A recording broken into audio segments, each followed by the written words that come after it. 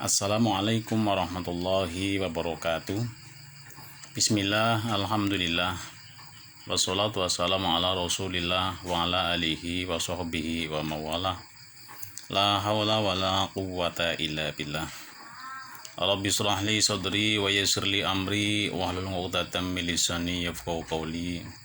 Subhanaka la ilma lana illa ma 'allamtana innaka antal alimul hakim. Al-ayah sadaqallahul azim, amma ba'du.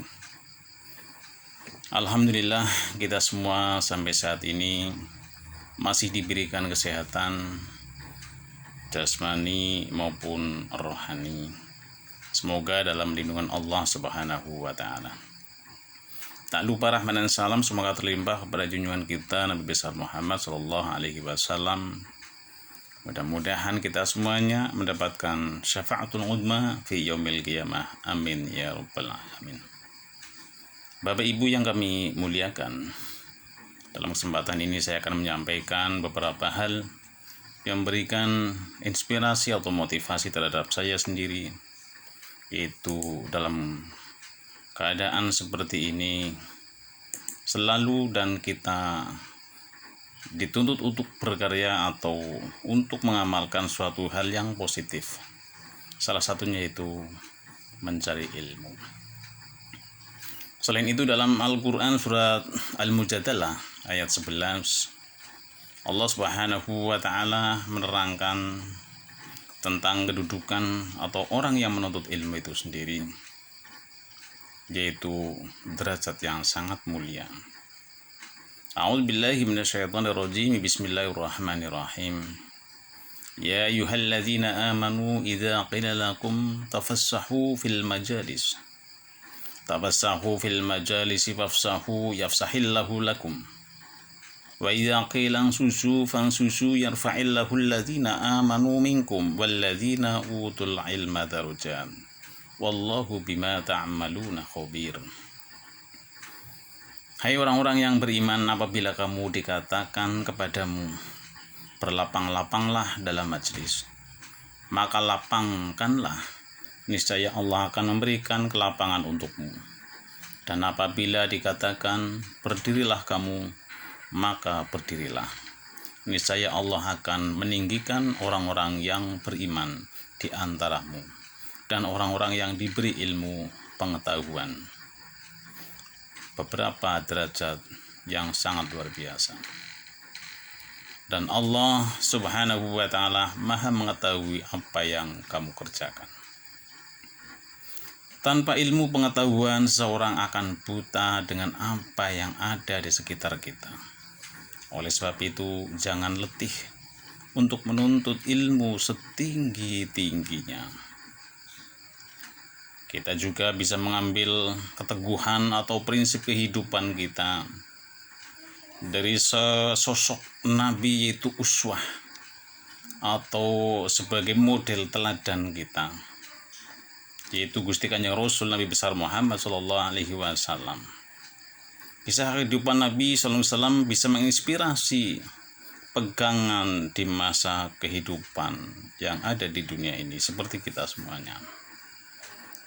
Yang pertama yaitu teguhkan hati dengan niat yang tulus.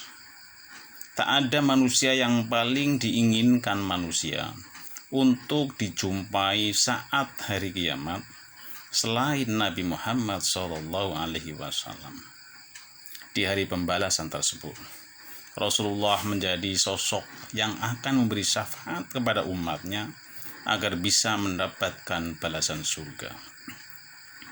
Kehidupan, perilaku, dan keseharian Nabi Muhammad SAW telah sejak lama menjadi panutan umat Islam. Rasulullah adalah manusia paling mulia di bumi ini. Namun seperti manusia pada umumnya, Nabi Muhammad juga harus menjalani kehidupan dengan berbagai ujian. Pengalaman Rasulullah SAW saat menghadapi ujian hidup juga bisa dijadikan pelajaran bagi masyarakat yang saat ini tengah menghadapi beberapa masalah.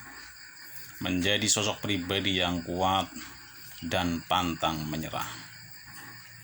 Belajarlah dari kisah Nabi Muhammad SAW dan bagaimana beliau mengatasi setiap masalah yang menerpa yang diberikan kepadanya. Yang kedua yaitu kesabaran dan ketulusan Nabi besar Muhammad sallallahu alaihi wasallam. Ketika Nabi Muhammad sallallahu alaihi wasallam diangkat menjadi seorang rasul untuk menyampaikan wahyu kepada umatnya, beliau menghadapi begitu banyak kesulitan. Orang-orang mulia menjauhi Nabi, mengabaikan segala ajarannya, seakan Nabi Muhammad dibuang dari kehidupan orang-orang tersebut. Namun beliau tidak pernah membalasnya. Nabi Muhammad SAW dengan segala kesabaran dan ketulusannya tetap berusaha menyampaikan wahyu kepada mereka. Namun Nabi Muhammad justru mendapat cemoohan dari kaum Quraisy sebagai balasannya. Bahkan kaum Quraisy menyiksa orang-orang yang mengikuti ajaran Nabi. Beliau sedihnya Nabi melihat orang-orang yang beliau kasih disakiti. Namun Nabi Muhammad SAW tak pernah membalas perbuatannya kaum Quraisy. Nabi justru memohon kepada Allah Subhanahu wa Ta'ala untuk dapat merubah kaum Quraisy. Namun Nabi Muhammad tak pernah membalas perbuatan kaum Quraisy, malah justru mendoakan terhadap kaumnya. Nabi Muhammad pun kembali diuji. Dua pilar dukungannya beliau yaitu istri beliau Siti Khadijah dan paman beliau Abu Thalib pun meninggal. Ini membuat Nabi begitu bersedih. Namun Allah Subhanahu wa Ta'ala selalu melindungi dan menjaga Nabi Muhammad SAW karena ketulusan dan kebersihan iman beliau. Yang ketiga yaitu keputusan yang mengubah hidup. Ketika kehidupan Nabi Muhammad SAW dalam bahaya, beliau harus berimigrasi. Beliau harus meninggalkan kota Mekah, kota yang begitu beliau cintai. Akhirnya beliau harus meninggalkan Mekah menuju Madinah untuk pergi berlindung dan untuk menjaga orang-orang yang mengikuti ajaran beliau. Ketika di Madinah, Allah memberikan begitu banyak keberkahan kepada Nabi. Beliau telah banyak mengalami kesulitan, namun beliau tetap bertahan dan terus menyampaikan ajaran beliau kepada umat. Dan berakhirnya juga banyak yang kufur terhadap beliau. Hikmah dari kisah Nabi besar Muhammad SAW. Ada banyak sekali hikmah yang dapat diambil dari kisah Nabi besar Muhammad SAW karena beliau adalah teladan bagi umat Islam. Di masa-masa sulit, persoalanlah untuk terus belajar, proses terus dan belajar memperbaiki diri. Berpikirlah secara rasional sebelum mengambil sikap keputusan.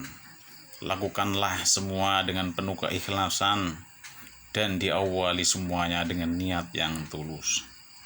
Diriwayatkan bahwa Umar bin Khattab mengatakan, aku mendengar Rasulullah SAW, semua amal perbuatan tergantung niatnya. Innamal a'malu binniyat wa innamal likulli imri'in ma nawa. Faman kana hijratu ilallah wa rasulih wa hijratu ilallahi wa rasulih. Faman kana hijratu ila dunya wa imra'atin yankihuha fa hijratu ila ma hajara ilaihi. Tergantung semua. Semoga kita akan diberikan kekuatan apapun yang menimpa permasalahan terhadap kita dan selalu semangat Rasulullah sebagai uswah, sebagai inspirasi dan motivasi kepada kita. Semua kita mudah-mudahan dilancarkan urusannya dan teguh apapun yang terjadi bisa mensikapi mendapat pertolongan ridho Allah Subhanahu wa Ta'ala, orang-orang yang menjadikan sukses dunia dan akhirat. Mungkin itu saja yang saya sampaikan.